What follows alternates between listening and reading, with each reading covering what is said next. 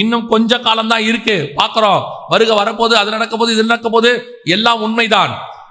ஆண்டவர் சொல்வார்ல யோனா கிட்ட, வலது கைக்கும் இடது கைக்கும் வித்தியாசம் தெரியாத ஜனங்கள். அதே மாதிரி உலகம் முழுக்க வலது கைக்கும் இடது கைக்கும் வித்தியாசம் தெரியாத கோடிக்கணக்கான ஜனங்க இருக்கிறாங்க.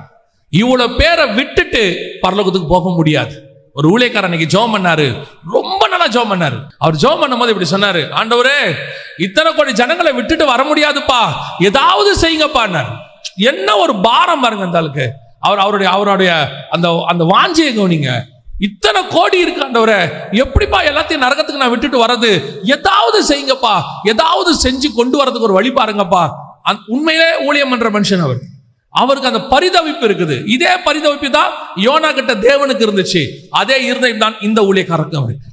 அந்த இருதயம் நமக்கும் இருந்தால் நல்லது. நம்மை சுத்தி இடது கைக்கும் வலது கைக்கும் வித்தியாசம் தெரியாத ஜனங்கள் லட்சக்கணக்கில் இருக்கிறாங்க. அத்தனை பேரையும் விட்டுட்டு எல்லாம் போயிட முடியாது. அத்தனை பேரையும் விட்டுட்டு பரலோகத்துக்கு போயிட முடியாது. எவ்வளவு சிலர் சொல்லுவாங்க தெரியுமா, ஒரு பழமொழி சொல்லுவாங்க நம்ம ஊர் பக்கம், எரியிற வீட்டுல எடுக்கிறது லாபம்பாங்க. கடைசியா எரிஞ்சுக்கிட்டு இருக்க வீட்டுல எதெல்லாம் நம்ம மீட்கிறோமோ எல்லாமே என்னதான் லாபம். அதே மாதிரி இந்த கடைசி காலத்துல வருக வரத்துக்கு முன்னாடி எவ்வளவு ஆத்துமாக்கள் ஆதாயம் பண்றோமோ அத்தனையும் லாபம். ஒண்ணு கிடைச்சாலும் லாபம், 9,000 கிடைச்சாலும் லாபம். சொல்லிட்டே இருக்கணும். ஒரு ரிவைவல் என் சபையிலிருந்து வந்துரும் ஆண்டவரே, என் மூலமா கடைசி காலத்துல ஒரு தீ பத்தி எரிஞ்சிரும் ஆண்டவரே, எப்படியாவது ஒரு கொள்ளை பொருளாக நான் புறப்படும் போது கை நிறைய ஆத்துமாக்களை அள்ளிக்கிட்டு உள்ள நுழையணும்.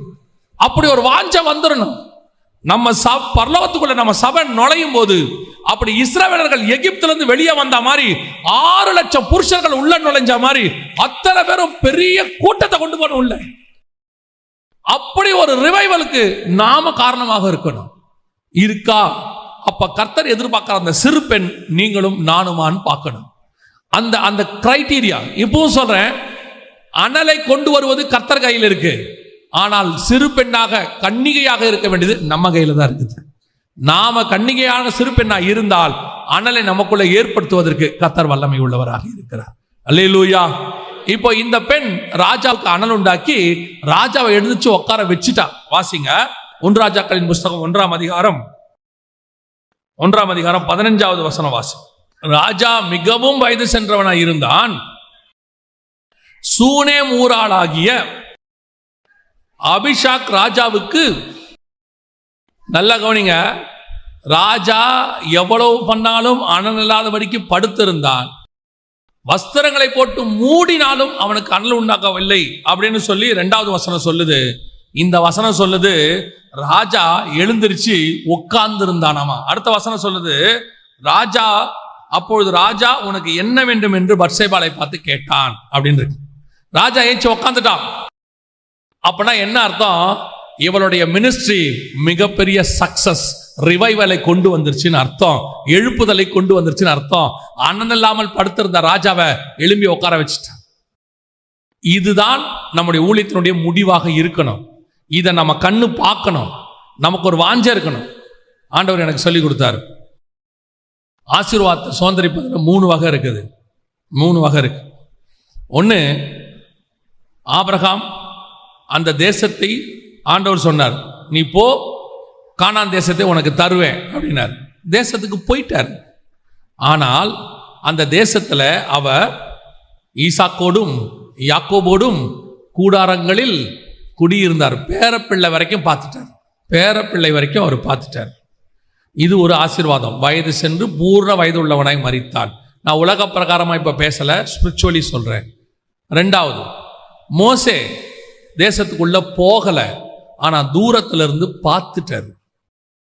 சிலர் அந்த ஆசீர்வாதத்தை பார்ப்பாங்க, சுதந்திரிக்க மாட்டாங்க. தெரியும் இந்த ஆசீர்வாதம் ஒன்று இருக்கு, வந்துருச்சு, ஒரு ஆறுதல் பார்த்தாச்சு, ஆனால் சுதந்திரிக்க மாட்டாங்க. இது 2வது கேட்டகரி. 3வது கேட்டகரி ஒன்று இருக்கு. ஈசாக்கு தன் பிள்ளைகளை தடவி தான் பார்த்தா, பேர பிள்ளைகளை பார்க்கவே இல்லை. தேசத்துல தான் இருக்கிறான், ஆனா அவனால் என்ன பண்ண முடியல? தன் பிள்ளைகளையும் பார்க்க முடியல, பேர பிள்ளைகளையும் பார்க்க முடியல. இப்ப பாருங்க, இந்த 3 கேட்டகரி. 1, தடவினா ஆனா பார்க்க முடியல. 2, தூரத்துல இருந்து பார்த்தான், சுதந்திரிக்க முடியல. 3, பார்த்தான், நடந்தான், சுதந்திரிச்சான், பேர பிள்ளை வரைக்கும் பார்த்தான், அதே மாதிரி தான் எழுப்புதலை நம் கண்கள் காண வேண்டும், சுதந்தரிக்க வேண்டும், அதை கொண்டு போய் பரலோக ராஜ்யத்தில் ஒப்படைக்க வேண்டும். அந்த 3 ஆசீர்வாதமும் சபைக்குள்ள இருக்கணும். சும்மா எழுப்புதல அங்க பார்த்தோம், இங்க பார்த்தோம், அங்க அமெரிக்கால வந்துச்சு, ஐரோப்பால வந்துச்சு, நாங்க பார்த்தோம் போய், சிலர்லாம் அதுல ஒரு பெருமை, நாங்க போய் அங்கேயே பார்த்துட்டு வந்தோம். இது மோசே பார்த்த மாதிரி. சிலர் பேசிக்கிட்டு இருக்கிறோம், அசூசா ஸ்ட்ரீட்ல வந்துச்சாமா, 2000 வருஷத்துக்கு முன்னாடி வந்துச்சாமா, இது தடவி பார்க்கறது. ஓகே, நமக்கு தெரியுது. ஆனால் ஒரு ஆசீர்வாதம் இருக்கு, நாமளே அதை சுதந்திரிக்கணும், நாமே அதை பார்க்கணும், நாமே நம்முடைய சந்ததிகளுக்கு அதை கொண்டு போகணும். அப்படி ஒரு ஆசீர்வாதத்தை, எழுப்புதலை நீங்களும் நானும் கொண்டு வர வேண்டும். இன்னைக்கு அந்த ஆசீர்வாதத்தை கொண்டு வர இடத்துல இருக்கிறோமா? காலம் ஃபுல்லா சபைக்கு ஏதோ ஒரு ஜப குறிப்போடையே வர்றது, ஜப குறிப்போடையே போறது. எதுக்கு ஆண்டவர் என்ன சர்ச்சுக்கு கூட்டிட்டு வந்தாரு? இந்த சபையில என்ன வச்சதுக்கான நோக்கம் என்ன? வரும்போது வனாந்தரத்துல நயங்காட்டி அழைச்சா மாதிரி ஏதோ ஒரு தேவையை வச்சு கர்த்தர் கூட்டிட்டு வந்தாரு, உண்மை. ஆனால் வெறும் தேவையோடு கூடவே இருக்கக்கூடாது. எதுக்காக நான் இந்த சபையில நாட்டப்பட்டேன்? இந்த தோட்டத்துக்குள் கொண்டு வந்து கர்த்தர் என்னை நாட்டினதுக்கான நோக்கம் என்ன?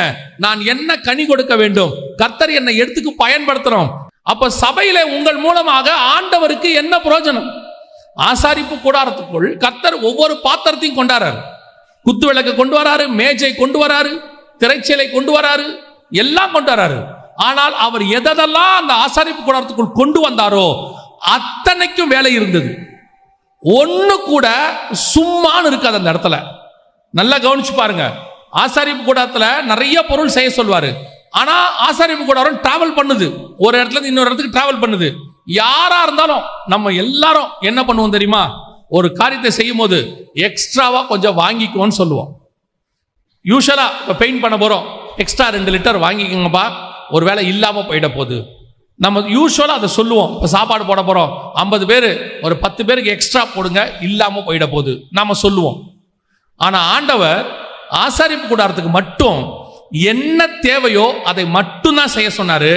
எக்ஸ்ட்ராவா ஒண்ணு கூட செய்ய சொல்லல. அதோட அர்த்தம் என்னன்னா, எதெல்லாம் ஆசாரிப்பு கூடாரத்துக்குள்ள வந்ததோ அத்தனைக்கும் அங்கே ஒரு வேலை இருந்தது, அழைப்பு இருந்தது, அபிஷேகம் இருந்தது, கர்த்தருடைய திட்டம் இருந்தது அது மேல.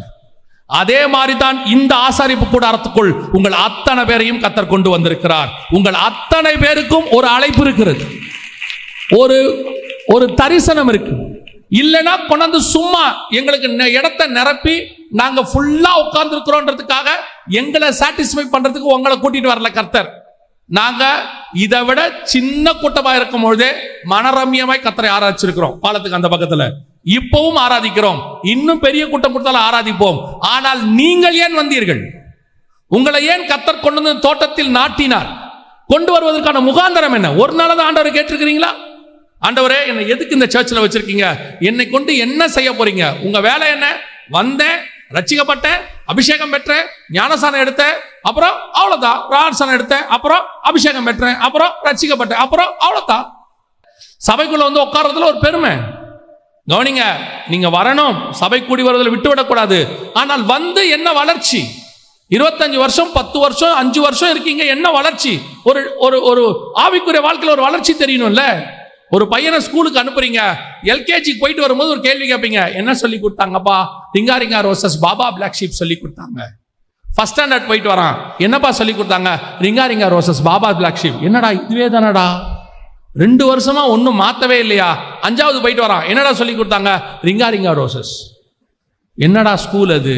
என்னடா டீச்சரு? நீ என்ன தாண்டா படிக்கிற? கேட்பீங்களா மாட்டீங்களா? உங்களை கேட்டு பாருங்க. 5 வருஷம் ஒரு ஊழியத்தில் எடுத்து ஒரு துரும்பு எடுத்து போட்டிருக்கீங்களா? வாலண்டியர் அதே 20 பேர், ஏதாவது ஒன்று வேலை செய்யணும் அதே 20 பேர், எல்லாத்துக்கும் அந்த 20 தம்பிங்க 20 தங்கச்சிங்க தான் வருவாங்க. நீங்களே இந்த சர்ச்சுக்கு வாலண்டியர் தான். அத்தனை பேருக்கும் ஒரு வேலை இருக்குது எல்லாருக்கும். அது என்ன வேலை வேணா இருக்கலாம். இது கிளீன் பண்ற வேலையா இருக்கலாம், அல்லது சைக்கிள் பார்க்கிற வேலையா இருக்கலாம். ஏதோ ஒரு வேலை கர்த்தருக்கென்று ஏதாவது செய்யும்படி தான் கர்த்தர் உள்ள வச்சிருக்கிறார். கவனிச்சு கொள்ளுங்க. இங்க பெருக்கிறவனு தான் கர்த்தருடைய பார்வையில பெரியவன். கர்த்தருடைய பார்வையில் அவன் தான் பெரியவன். லேவி கோத்திரத்தில் ஆரோன் என்ன வேணா இருக்கட்டும், எலியேசர் என்ன வேணா இருக்கட்டும், ஆனால் ஆசாரிப்பு கூடாரத்தின் வாசலிலே காத்திருந்த யோசுவா தான் கர்த்தருடைய திட்டத்துக்குள்ளே இருந்தவன். அதான் கர்த்தருடைய திட்டம். அது வரணும். இன்னைக்கு சபைகளுக்குள்ள அவங்களுக்குள்ள ஒரு பெருமை, நான் பணக்காரன், நான் அது, நான் படிச்சவன், எல்லாத்தையும் வாசல்ல வரும்போதே செருப்பு கட்டும் போதே உன் பண பெருமை, படிப்பு பெருமை, பதவி பெருமை எல்லாத்தையும் ஓர வச்சுட்டு, நான் கர்த்தரால் இந்த சபைக்குள்ள அழைத்து கொண்டு வரப்பட்டிருக்கிறேன், அவருடைய ரத்தத்தால் மீட்கப்பட்டிருக்கிறேன், நாங்கள் அத்தனை பேரும் ஒரே ரத்தத்தால் கழுவப்பட்டோம், ஒரே பாத்திரத்தில் பானம் பண்ணுகிறோம், ஒரே தேவனை ஆராதிக்கிறோம் அப்படிங்கிற ஒரு மனம் வந்தாதான் நம்மளை வச்சு ரிவைவல் கொண்டு வர முடியும். அதான் கர்த்தருடைய எக்ஸ்பெக்டேஷன். இன்னைக்கு அது இருக்குதா? அந்த எக்ஸ்பெக்டேஷன் இருக்குதா? அதான் கர்த்தர் தேடுறாரு. அந்த பணிவிடை செய்யக்கூடியதான ஒரு பெண், அவர் ரிவைவலை கொண்டாந்துட்டா பாருங்க, எவ்வளவு அழகா கொண்டாந்து ராஜா உட்கார வச்சுட்டா பாருங்க. அதான் பெரிய விஷயம். கடைசியாக ஒரு காரியத்தை நான் சொல்லி முடிக்க வேண்டும் என்று விரும்புகிறேன். அந்த பெண்ணுக்குள்ள இருந்த ஒரு பெஸ்ட் குவாலிட்டி பாருங்களேன். வாசிங்க, 1 ராஜாக்களின் புஸ்தகம் 1ஆம் அதிகாரம் 4வது வசனம் வாசிங்க. அந்த பெண் வெகு அழகா இருந்தால், அவள் ராஜாவுக்கு உதவியாய் இருந்து அவனுக்கு பணிவிடை செய்தால், ஆனாலும் ராஜா அவளை அறியவில்லை. யாராவது இப்படி ஒரு பணிவிடை செய்வீங்களா? யாராவது இப்படி ஒரு பணிவிடை செய்வீங்களா? நம்ம செய்யற ஒரு சின்ன விஷயம் கூட ரிஜிஸ்டர் ஆகணும்னு நம்ம நினைக்கிறோம். ஆமா தானே? நம்ம செய்யற ஒரு சின்ன விஷயம் கூட பாஸ்டர் பார்வைக்கோ, பாஸ்டர்மா பார்வைக்கோ, அல்லது மூப்பர்கள் பார்வைக்கோ ரிஜிஸ்டர் ஆகணும். அவங்க பார்க்கும்போது அந்த ஊழியத்தை நம்ம செய்யறத அவங்க பார்க்கணும். நீ செய்யற வேலை தேவனுக்கு செய்யற, கர்த்தர் பார்க்கிறார்னு செய்யணும். மனுஷன் பார்க்கிறான்னு செய்யக்கூடாது. சில நேரத்தில் மனுஷனால் கனப்படுத்தப்படலாம், கனப்படுத்தப்படாமலும் போகலாம். ஆனால் உன்னை கனப்படுத்துகிறவர் ஒருத்தர் மேல உட்கார்ந்து இருக்கிறாரு. நீ செய்கிற எல்லா காரியங்களையும் அவர் கவனித்துக் கொண்டே இருக்கிறாரு, பார்த்துக்கிட்டே இருக்கிறாரு. அவர்கிட்ட ஞாபக புஸ்தகம் ஒன்று இருக்குதாமா, எல்லாத்தையும் எழுதுறாரு, டேட்டு போட்டு டைரி மாதிரி எழுதுறாரு. நீ ஒரு துரும்பு எடுத்து கர்த்தருக்கு போட்டாலும் அது தெரியும் அவருக்கு. துரும்பு எடுத்து போட்டாலும் தெரியும், பார்த்துக்கிட்டே இருப்பாரு. என்ன பண்றீங்க, ஏது பண்றீங்க. இன்னைக்கு பல நேரங்களில் நான் என்னுடைய அனுபவத்துல இருந்து சொல்றேன், எனக்கு குறைவான அனுபவம் தான். இந்த குறைவான அனுபவத்துல சொல்றேன். எங்க சபையில நாங்க ஊழியம் பண்ற காலத்துல, அதாவது நாங்க விசுவாசியா போயிட்டு இருக்கும்போது, எங்க பாஸ்டர்லாம் ஒரு நாளும் எங்களை கூப்பிட்டு நாங்க வாலிபர்கள் அத்தனை பேர் இருந்தோம். அப்ப எங்க சபையில நிறைய வாலிபர்கள், எங்க யாரையுமே கூப்பிட்டு எந்த வேலையுமே செய்ய சொன்னதே கிடையாது. இதை செய்ப்பா அதை செய்ப்பான்லாம் கிடையாது. நாங்களே ஆராதனை தொடங்கிறதுக்கு முன்னாடி எங்களுக்கெல்லாம் பாய் தான். இப்போ உங்களுக்கு கார்பெட் போட்டிருக்கிறாங்க, எங்களுக்கு தான் பாய் தான். நாங்களே பாய் விரிச்சிருவோம்.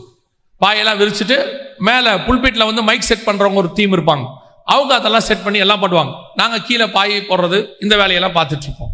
ஒரு டீம் கீழே போய் சைக்கிள், அப்போல்லாம் சைக்கிள் தான், சைக்கிளை வருஷப்படுத்துறது அதை செய்வாங்க. எங்க பாஸ்டர் அப்போல்லாம் சிசிடிவி கேமராலாம் ஒன்றுமே கிடையாது. அவர் ஆராதனைக்கு வர்றதுக்கு முன்னாடி வரைக்கும் உள்ரூம்ல முழங்கால் போட்டுக்கிட்டு இருப்பாரு.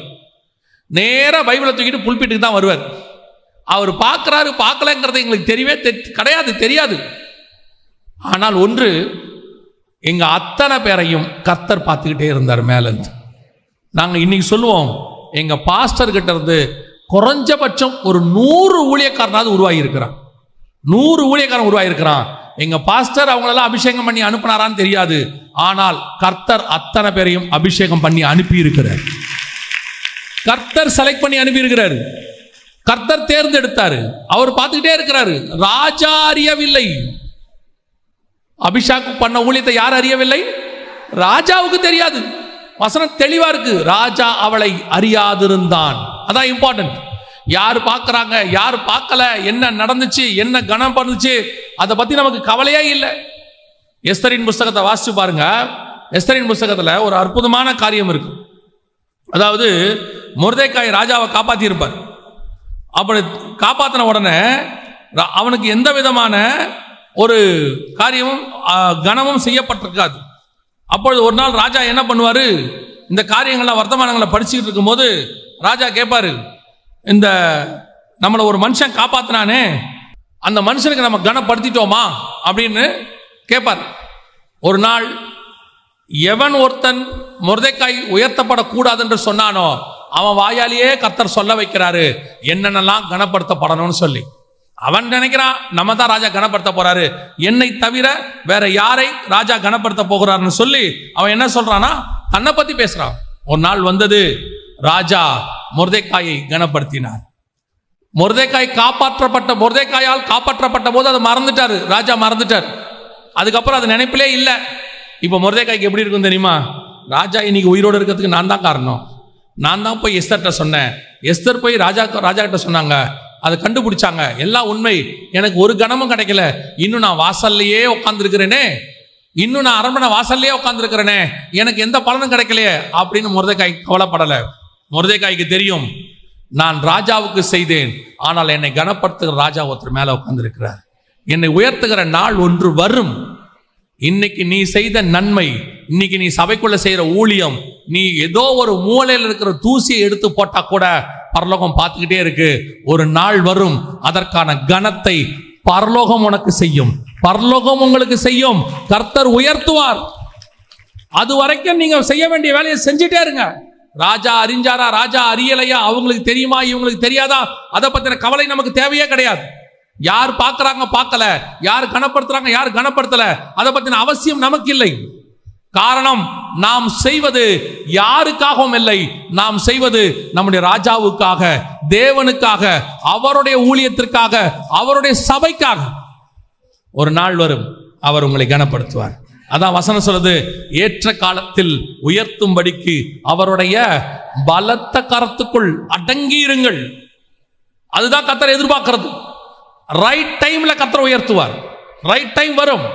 சில நேரத்தில் வந்து கேட்பாங்க, எத்தனை நாளுங்க, எவ்வளோ நன்மை செஞ்சிருக்கிறேன். ஒரு அம்மா தன்னுடையதான ஒரு நண்பனுடைய மனைவியை சொல்றேன், அவங்க வாழ்க்கையில் நடந்துச்சு.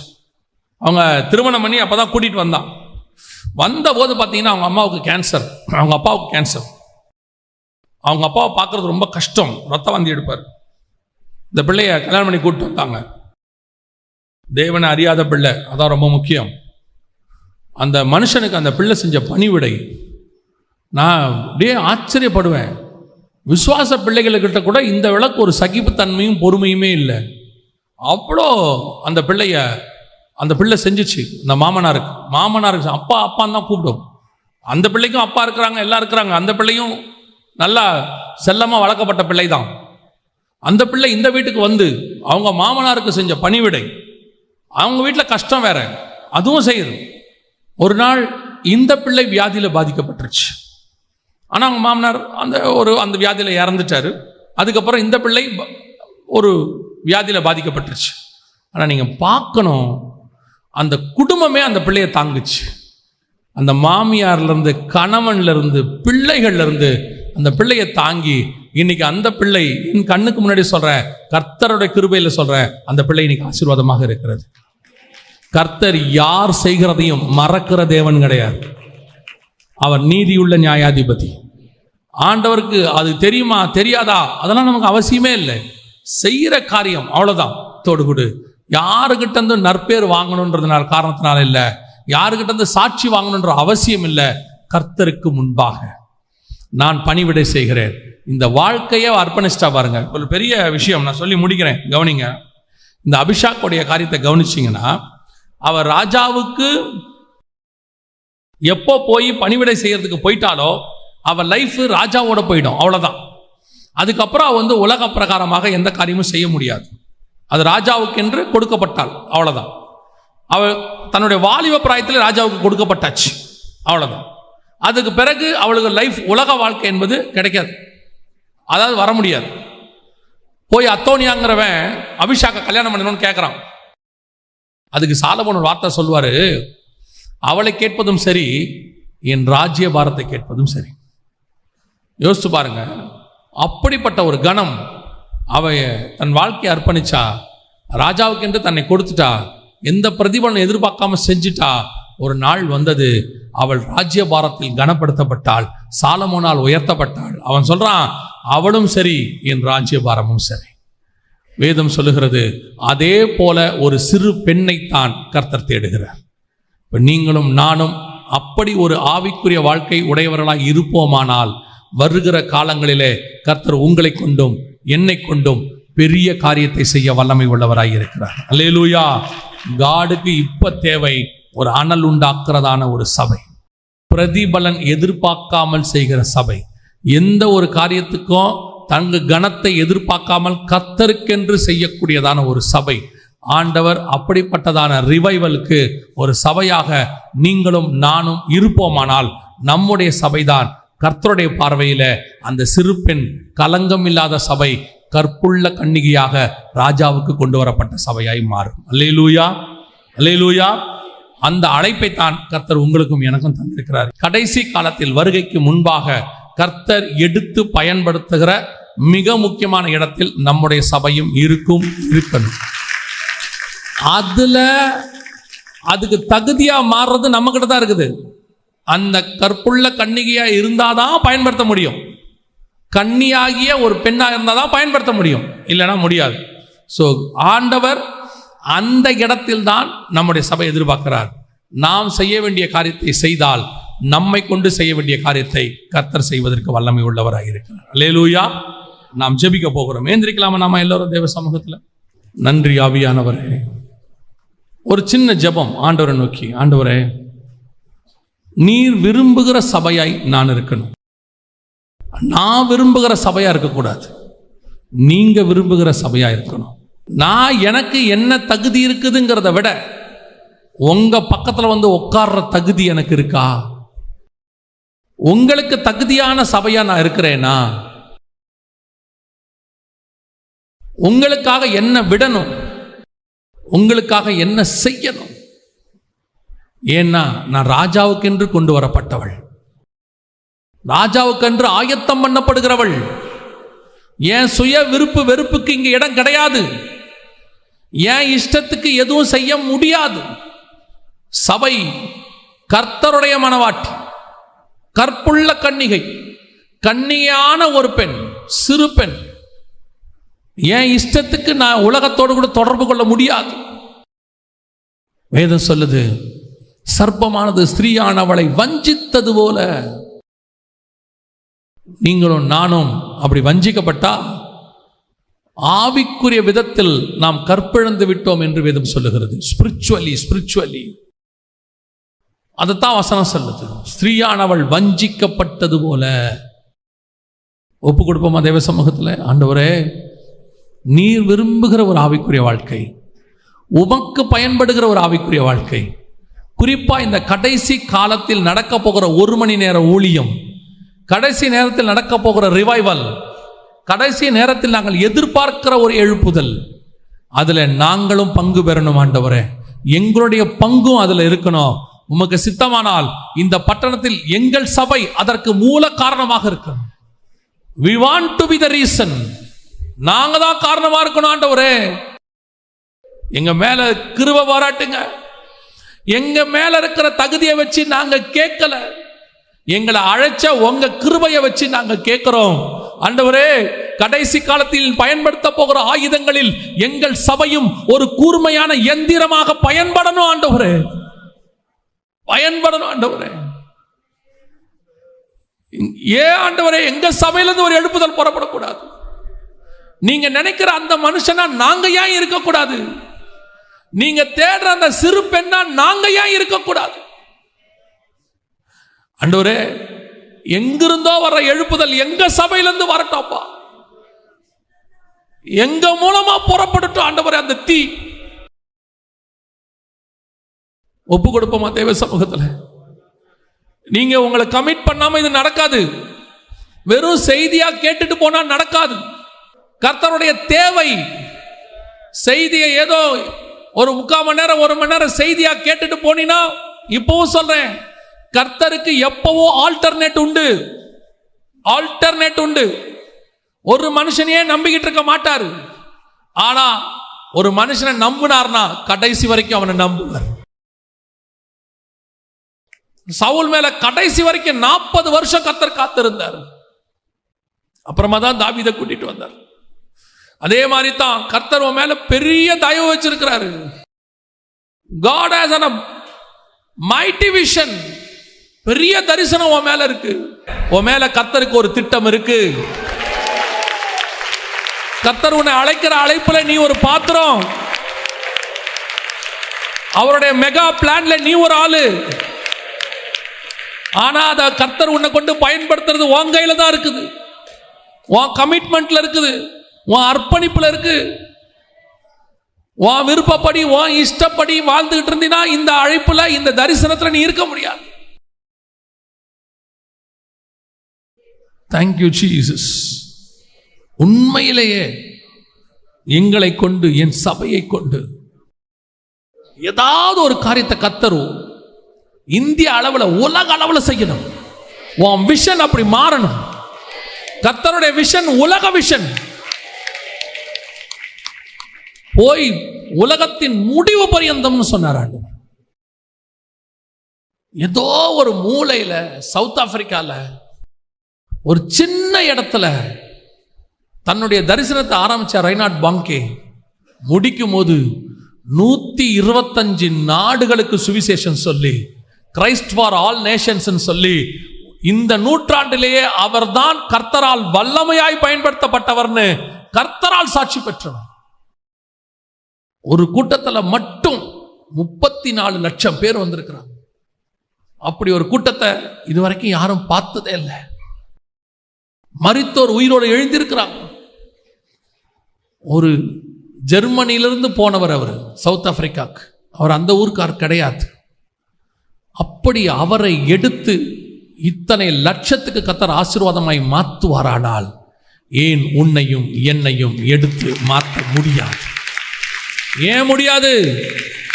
ஆனா ரைனார்ட் பாங்கேவுடைய அர்ப்பணிப்பு உனக்கு இருக்குமானால் கர்த்தர் உன்னையும் எடுத்து பயன்படுத்துவார். ரைனார்ட் பாங்கேவை நம்பினது மாதிரி கர்த்தர் உன்னை நம்புவாரானால் உன்னையும் எடுத்து கர்த்தர் பயன்படுத்துவார். ஒப்பு கொடுப்போமா தேவ சமூகத்தில்? நாம் கடைசியாய் ஜெபம் பண்ண போறோம்.